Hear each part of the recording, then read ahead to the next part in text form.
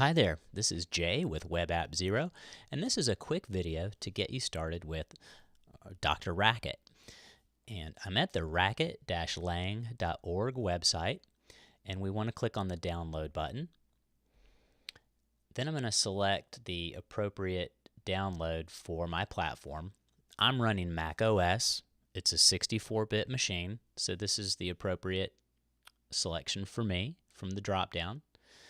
And I've already installed the software, so I'll let you follow your nose. You'll install this like you do any other software, and you'll open the software like you do any other software. And you'll get a screen that looks something like this. But what you'll probably want to do is go to Language, choose Language, and under the Teaching Languages section, select Beginning Student under the How to Design Programs subsection. So I'm going to click on Beginning Student and click OK. And then your screen really should look almost just like mine. It'll say Dr. Racket here, Beginning Student, and then down in the lower left-hand corner it should say Beginning Student. If it does not, then you can select Choose Language and it will take you back to the same place that we just were. So, the next thing to familiarize ourselves with is at the top half of the screen we have what's called the definitions area, and I am going to type in a statement, an expression, which will pull in some software that we'll need access to run some of these example commands. So I'm going to go ahead and run this code, and that will pull in the image library software. And now down below in the interactions area, I can issue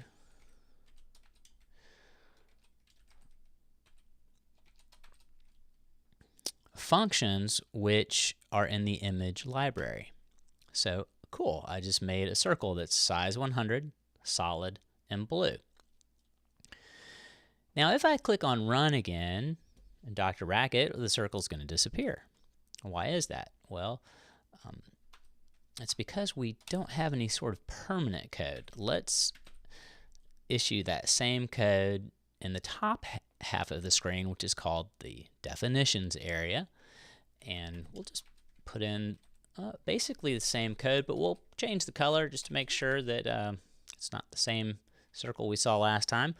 We'll run this code, and you can see the output of our program, which is defined in the definitions area, is output to the interactions area in the bottom half of the screen. We can interact with things that we define in this top half, and I'll show you that here in a second.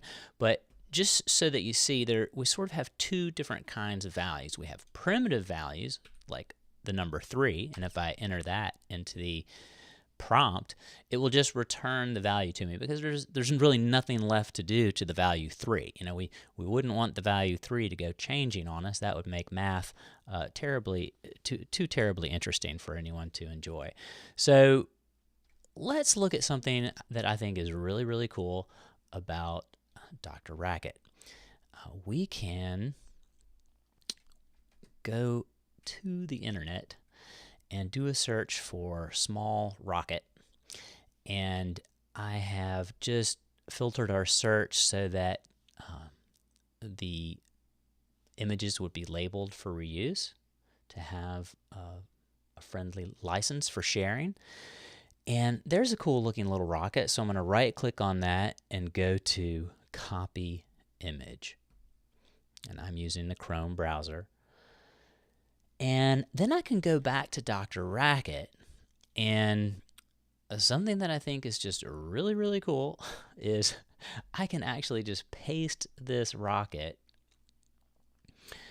right into Dr. Racket. I can paste it into the interactions area, and you can see how big my cursor just got. And when I hit enter, I get a rocket back.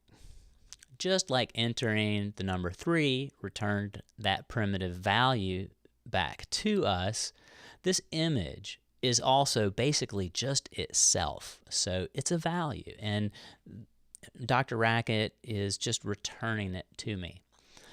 But let's run our code again up here. Let's actually get rid of this circle and run this again, so we're sort of back to a blank, clean slate here. And now let's define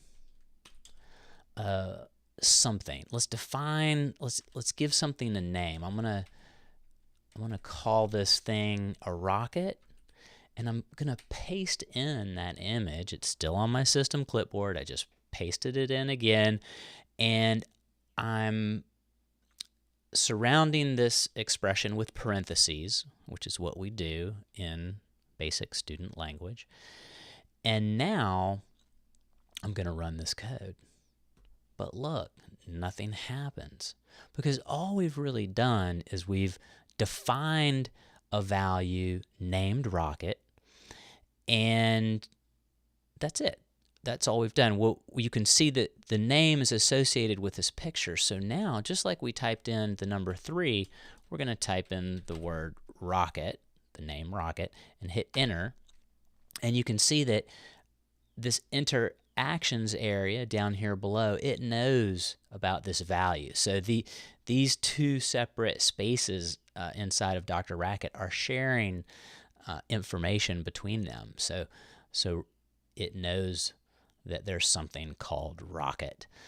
And this sort of opens up the door, I think, to have a lot of fun in programming. I think it's what makes Dr. Racket such a great environment for learning, because the quicker we can start manipulating things visually and get that visual feedback, the more fun it is, and the more, I don't know, tactile and kinesthetic the learning experience is. And so I just encourage you to go out and play with this for yourself and have your own personal experience of learning.